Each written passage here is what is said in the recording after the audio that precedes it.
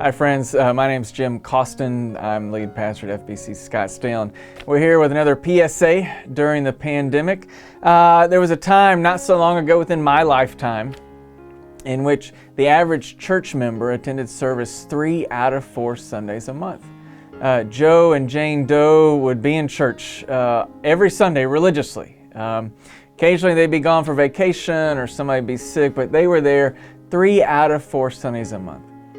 In 2019, that same study revealed that that attendance had declined to 1 in 6 Sundays a month. It wasn't that Jane and Joe Doe didn't like church. They did like church. It was just there were so many other things to do. They had schedules with their kids and recreation, sporting events. There was time outside. There was work, and just the demands of life had crowded out that church attendance. Our church takes that into account. So when we announce things, we try to do that 6 weeks out and do it every week for 6 weeks so that we can get some saturation, that we can kind of figure that, well, everyone will have heard it at least one time. And we communicate that news on multiple platforms to really make sure everybody knows what's going on. As you know, we have not been in church for some time physically. We've been filming services. I have a friend of mine that pastors a church in Texas, and he said the first few weeks when they were filming and doing their online services, he would say, as you gather in your family living room and watch this, or as you watch it in the kitchen table together as a family, he said he would kind of preface his services with that. And he said he got a note from a parishioner that said, hey, none of us are watching you from the kitchen table. None of us are watching worship from the living room together. He said, we're all in bed in our pajamas, sleeping in, watching worship.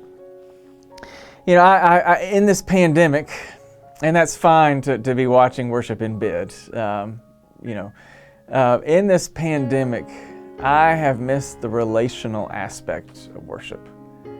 I've missed seeing you and the interplay that happens for that. I've missed hearing how you're doing and, having some of that nonverbal conversation.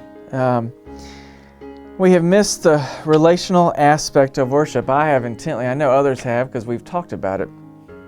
And my hope is that when this is over, we are going to suddenly realize what we've taken for granted for so long. Because we could go to church any Sunday, it kind of lost some importance.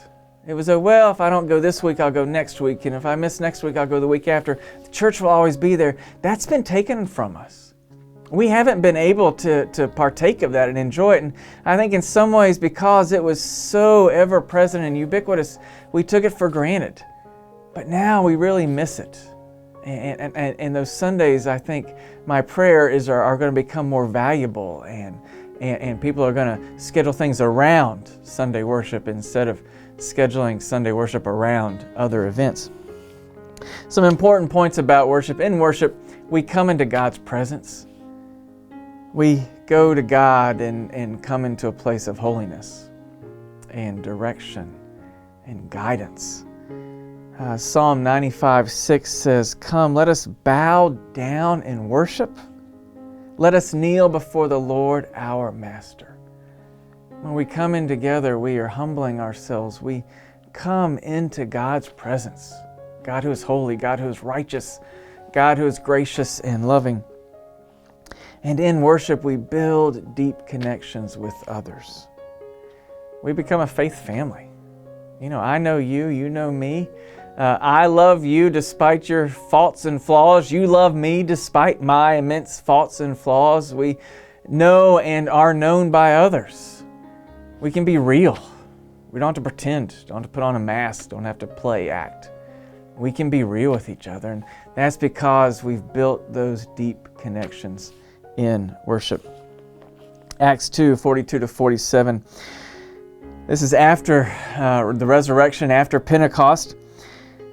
The followers devoted themselves to the apostles' teaching and to fellowship, to the breaking of bread and to prayer. Everyone was filled with awe at the many wonders and signs performed by the apostles. All the believers were together and had everything in common. They sold property and possessions to give to anyone who had need. Every day they continued to meet together in the temple courts. They broke bread in their homes and ate together with glad and sincere hearts, praising God and enjoying the favor of all the people. And the Lord added to their number daily those who were being saved. I look forward to coming into God's presence with you. I look forward to building those deep connections with you when the pandemic is over, when we can open wide our doors and say, come and worship with us. Come and be together as God's people that we may encounter the Lord our God. We'll see you soon.